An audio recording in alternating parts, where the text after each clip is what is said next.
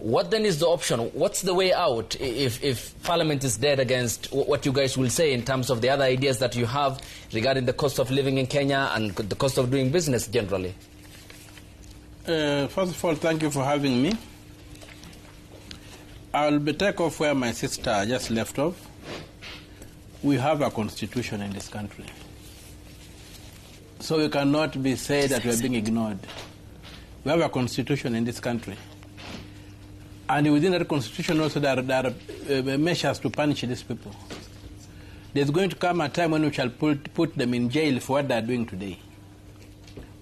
Across the world, President Ruto was in South Korea the other day. I think he's still there. Mm-hmm. Let him ask himself how many presidents have been, ex-former presidents of South Korea have gone to jail. As he wants to admire South Korea, he must not as a side whereby rogue presidents are jailed and punished. President Park was the last. Yes, and so does President Ruto want to be jailed when he leaves office? That's the question he should ask himself. He's not almighty. He must obey the constitution. There's no way out. Mm-hmm. And me, in discussing this bill, I would like everybody to go to the website of the National Treasury at www.treasury.go.ke/budget -books-1 /. You will find 5 books there which contain the budget estimates of the current government that we are supposed to be discussing, but instead we are being taken the wrong way to discuss the Finance Act or the Finance Bill, which is premature. You cannot have a finance bill without a budget you want to finance. You must have the budget, then now come up with measures to finance that budget. But you are dealing with measures to finance what doesn't exist. But as we look at the budget estimates, the total number is about 4,500 pages. Right now I've read through all of them. And on my first reading, I've identified about 100 billion shillings that is being stolen. 100 billion. Mm-hmm. And in 2 items, one of them is the repayment of debt. There's about 40 billion shillings there that you cannot explain. Double repayments. When you come down, there's other thing. They call them other expenses. Now, other expenses of what? Our budgeting law. The law, not even a policy, the law requires that every item be identified, what you are going to finance. Mm-hmm. So you cannot have other expenses.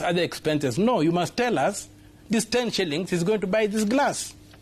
So the question of other expenses is what you call budgeted corruption.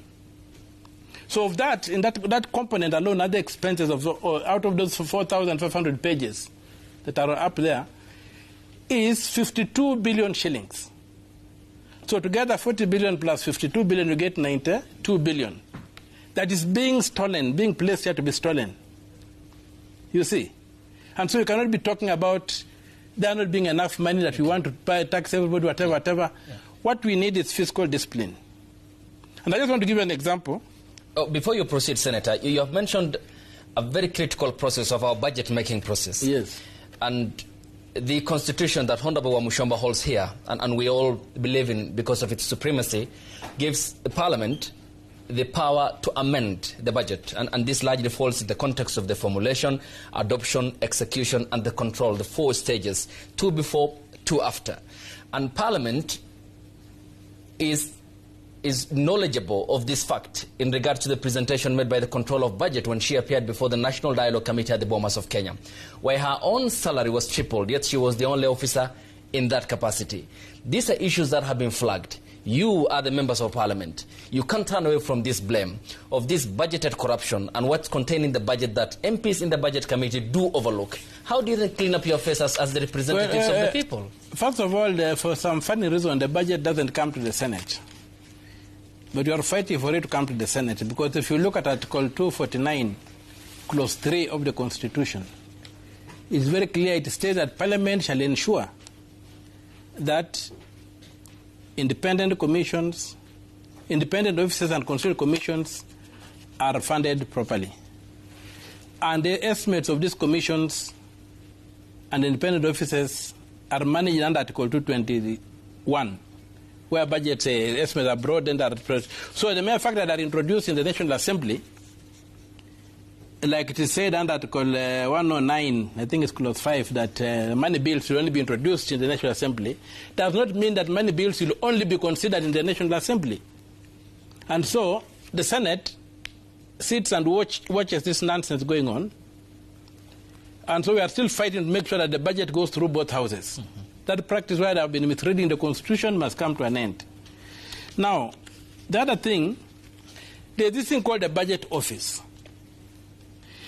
Go and look at how much money went to Ndindi Nyoro's constituency for roads. He charged the Budget Office. They go and make deals with the Treasury, and then you see Parliament debates their report. Parliament does not read the 4,500 pages that I've referred to. They read that thing, and then they bring a report to Parliament. Then Parliament debates the report. And that's why the problem is. The MPs never get a time to walk through the estimates. They are walked through by somebody else who is captive to the Treasury. Just look at the MPs. Look at the MPs who sit in the Budget Office and how much money they allocate to projects in their constituencies. And look at other MPs. I'm talking about the National Assembly. Forget about the Senate. Just the National Assembly. You will see why there's a big problem. So that animal called the Budget Office has been captured by Treasury, the Treasury mandarins, and they're in cahoots. So when they peruse these things, they see no evil, and therefore they bring a very rosy picture of what is happening. Yeah. And that's why then where we lose it.